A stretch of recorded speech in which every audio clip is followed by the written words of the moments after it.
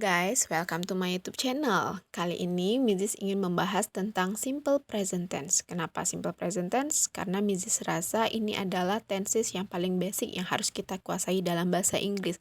Dan tenses ini juga banyak membuat orang yang masih ragu tentang penggunaan to be-nya atau verb-nya atau kata kerjanya. Jadi mari kita sama-sama mendengar penjelasan tentang simple present tense ya. Ada dua jenis kalimat simple present tense. Yang pertama adalah verbal. Verbal berarti dia menggunakan kata kerja. Kata kerja di sini contohnya adalah see, melihat, sit, duduk, cook, memasak, dan sing, bernyanyi. Yang kedua adalah nominal. Nominal berarti ia menggunakan kata selain kata kerja. Bisa menggunakan kata benda atau noun, keterangan sifat atau adjektif, dan keterangan atau adverb. Contohnya adalah student. Student adalah murid. Yang kedua adalah sad. Sad berarti sedih. Dan yang ketiga adalah late. Late berarti lambat atau terlambat. Kita masuk dengan the use of simple present tense. Kegunaan dari simple present tense itu bisa dikategorikan yang pertama untuk menyatakan habitual action. Dan yang kedua menyatakan general truth atau kebenaran umum. Habitual action. Habitual action itu menunjukkan suatu kejadian atau peristiwa yang terjadi yang dilakukan berulang-ulang atau merupakan rutinitas atau kebiasaan kita. Contohnya di sini adalah kami bermain tenis setiap hari Sabtu dan Minggu. Bermain tenis setiap hari Sabtu dan Minggu itu adalah kegiatan yang diulang-ulang atau rutinitas yang sering diulang atau kebiasaan, yaitu bermain tenis setiap hari Sabtu dan Minggu. Contoh kalimat dalam bahasa Inggrisnya, we play tennis every Saturday and Sunday. Dan yang kedua adalah, I always wake up at 5 a.m. in the morning. Berarti itu adalah kegiatannya di pagi hari setiap harinya bangun jam 5. Saya bangun pukul 5 pagi. General truth menunjukkan suatu fakta atau kebenaran umum. Contohnya adalah, matahari terbit di timur dan terbenam di barat. The sun shines in the east and sets in the west. Itu time signal untuk simple present tense. Ada beberapa time signal yang digunakan dalam simple present tense. Contohnya adalah every day, kegiatan yang tadi seperti berulang-ulang di setiap harinya. Atau bisa jadi every month, every year, every week. Kemudian always, never, often, sometimes, usually, seldom, once a week, atau once a month, once a year. Dan kita lanjutkan dengan membahas the formula. Untuk verbal yang berarti menggunakan kata kerja atau verb, kita fokus dulu ya terhadap subjek I, you, they, we. Jadi kita fokus dulu sama 4 subjek ini. Untuk kalimat positifnya, the formulanya adalah subjek ditambah verb one ditambah object or complement. Untuk kalimat negatifnya, subjek ditambah do not atau don't ditambah verb one ditambah object or complement. Sedangkan untuk interrogatifnya, kita menggunakan do di awal dulu. Do ditambah subjek ditambah verb one ditambah object or complement. Di mana verb one itu contohnya adalah take, mengambil, do, melakukan, eat, makan, watch, menonton, sleep, tidur. Jadi itu adalah contoh dari verb one. Kita masuk ke contoh kalimatnya. Contoh kalimat positifnya adalah they eat rice every day. They eat rice every day. Mereka makan nasi setiap hari. Dan untuk kalimat negatifnya atau kalimat menyangkalnya adalah they don't eat rice every day. They don't eat rice every day. Mereka tidak makan nasi setiap hari. Mereka tidak makan nasi setiap hari. Sedangkan untuk interrogatifnya atau kalimat tanyanya adalah, do they eat rice every day? Do they eat rice every day? Apakah mereka makan nasi setiap harinya? Begitu juga untuk subjek yang lainnya ya, seperti I, you, dan we. Jika kita ingin membuat kalimatnya dengan menggunakan subjek I, menjadi I eat rice every day. I eat rice every day. Saya makan nasi setiap hari. Dan kalau kita membuat kalimat negatifnya menjadi I don't eat rice every day. I don't eat rice every day. Saya tidak makan nasi setiap hari. Saya tidak makan nasi setiap hari. Dan kalau menjadi kalimat interrogatif atau kalimat tanyanya, do I eat rice every day? Do I eat rice every day? Apakah saya makan nasi setiap harinya? Dan begitu juga untuk subjek you. You eat rice every day. You eat rice every day. Kamu makan nasi setiap hari. You don't eat rice every day. Kamu tidak makan nasi setiap hari. Don't you eat rice every day? Apakah kamu makan nasi setiap harinya? Kemudian lanjut dengan subjek we. We eat rice every day. Kami makan nasi setiap harinya. We don't eat rice every day. Kami tidak makan nasi setiap harinya. Do we eat rice every day? Apakah kami makan nasi setiap hari? Itu adalah contohnya. Lanjut jika subjeknya she, he, dan it. Subjek she, he, dan it di sini bisa kita ubah ya. Misalnya, she kita mau ubah dengan nama orang. Contohnya Putri, Jihan, atau Anissa. Atau kita mau dengan sebutan ibu atau kakak perempuan kita.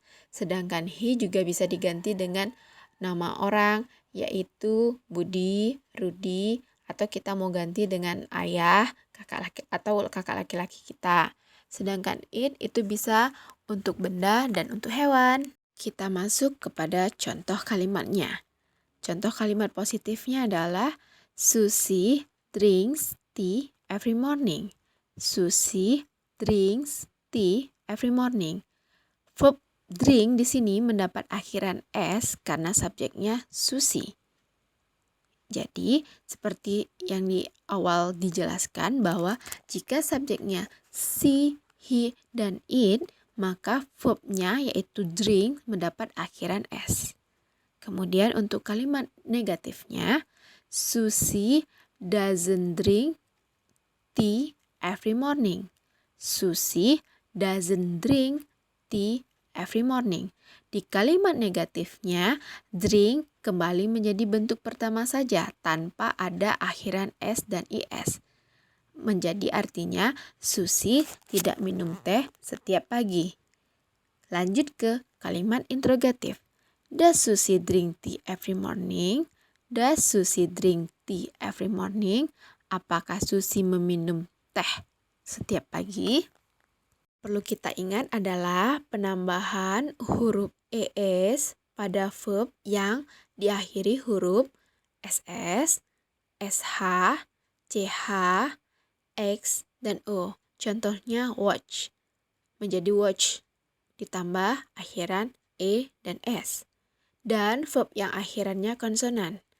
Contohnya y, maka menjadi i ditambah es. Contohnya fly menjadi flies. Y berubah menjadi i ditambah e dan s. Cry menjadi cries. Cry yang huruf belakangnya y menjadi i ditambah es. Sedangkan untuk penambahan s, jika verb diakhiri huruf vokal a, i, u, e, o, atau y. Contohnya, place menjadi place, say menjadi says. Untuk diingat ya, untuk di kalimat positif yang subjeknya I, you, they, dan we, itu verbnya tidak memakai akhiran s ataupun is. Sedangkan untuk di subjek she, he, dan it, itu verbnya memakai akhiran s atau is. Kita masuk lagi contoh kalimatnya ya. Jika subjeknya I, you, they, dan we. Contohnya, I read newspaper every morning. Saya membaca koran setiap pagi. Jika subjeknya you read newspaper every morning. Begitu juga dengan subjeknya they read newspaper every morning. We read newspaper every morning. Di sini verb read tidak mendapatkan akhiran S dan IS karena subjeknya I, you, they, we. Berbeda jika subjeknya she, he, it. Di sini Mrs. ganti dengan nama orang. Contohnya, Rina reads newspaper every morning. Rudy reads newspaper every morning. Rina dan Rudy itu adalah subjeknya she dan he. Maka verbnya yaitu read mendapat akhiran S menjadi reads. Kita perhatikan contoh kalimat berikut. Kalimat positifnya. I go to Bali. You go to Bali. They go to Bali. We go to Bali. Subjek I, you, they, dan we, maka verbnya tidak mendapatkan akhiran apa-apa, baik itu S ataupun IS. Sedangkan untuk she dan he mendapat akhiran ES. She goes to Bali. He goes to Bali. Lanjutkan pembahasan kita untuk jenis yang kedua, yaitu nominal. Nominal berarti tidak menggunakan kata kerja di kalimat ini ya, melainkan menggunakan kata benda atau noun, kata sifat atau adjektif, dan kata keterangan atau adverb. The formulanya adalah subjek ditambah to be plus nominal. Seperti yang kita tahu ya, subjek itu adalah I, you, they, we, she, he, dan it. Tapi to be dari masing-masing subjek itu berbeda. Contohnya, I, to be-nya adalah am. You, they, dan we, to be-nya adalah are. She, he, dan it, to be-nya adalah is. Sampai di sini paham ya? Untuk kalimat positifnya subjek ditambah to be ditambah nominal, maka di kalimat negatifnya adalah subjek ditambah to be ditambah not ditambah nominal. Kenapa ditambah not? Dia akan menjadi kalimat menyangkal atau kalimat negatifnya. Kemudian untuk interrogatifnya atau untuk kalimat tanyanya adalah to be duluan, to be ditambah subjek dan ditambah nominal serta tanda bertanya. Kita perhatikan untuk contoh kalimat nominal ya. Untuk positifnya, I am smart. I am smart. Saya pintar. Subjek ditambah to be ditambah nominal. Pintar di sini adalah kata sifat. I, to be-nya adalah am. I am smart. Kemudian untuk kalimat negatifnya, subjek ditambah to be ditambah not ditambah nominal. Menjadi I am not smart. Saya tidak pintar. Kemudian lanjut dengan kalimat interrogatifnya. Am I smart? Am I smart? Apakah saya pintar? Apakah saya pintar? To be am di depan baru subjeknya. To be plus subjek plus nominal. Maka menjadi am I smart? Nah, sampai segitu dulu ya penjelasan tentang simple present tense. Semoga kalian tidak lagi bingung tentang pemakaian formulanya. Misalnya to be-nya atau verb yang ditambah akhiran S dan IS. Mudah-mudahan video ini bermanfaat untuk kalian mempelajari bahasa Inggris. Sampai di sini dulu, sampai jumpa kembali dengan konten-konten Mrs. yang selanjutnya. Jangan lupa ya di-subscribe dan di-like. Terima kasih. Thank you. Assalamualaikum warahmatullahi wabarakatuh.